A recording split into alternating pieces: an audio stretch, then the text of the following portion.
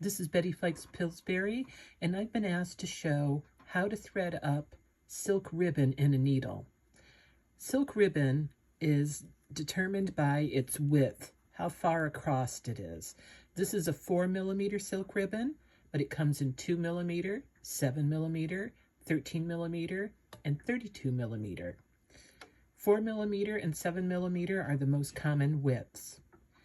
Now to stitch with this, you'll need a chenille needle. A chenille needle has a large eye and a pointy tip. A tapestry needle has a large eye and a blunt tip. So to thread up our ribbon, we'll go ahead and put it through the eye of the needle. Now, if we were to take a stitch with this, every time we stitch, the ribbon would simply come out of the eye of the needle. So we're going to lock the ribbon in the eye of the needle. To do that, we're going to take the bit that we just threaded through the eye, and about 1/4 inch down, we're going to pierce the ribbon with the tip of the needle, trying to get about halfway in through there.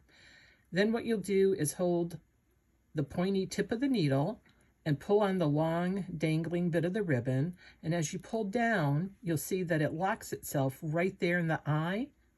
That'll make it so it does not come undone with every stitch.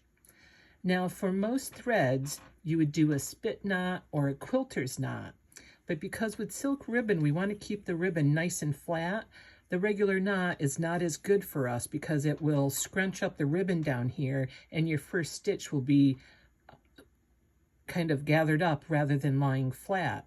So what we're going to do is fold this ribbon back on itself. That's about 1/4 inch. Then what I'll do is pierce both layers of ribbon. And you see that I've gone through the short end first and then the long end.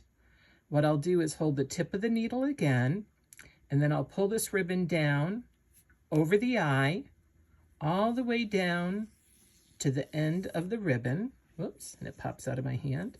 All the way down, and you can see what's called a soft knot. Now we can go ahead and stitch.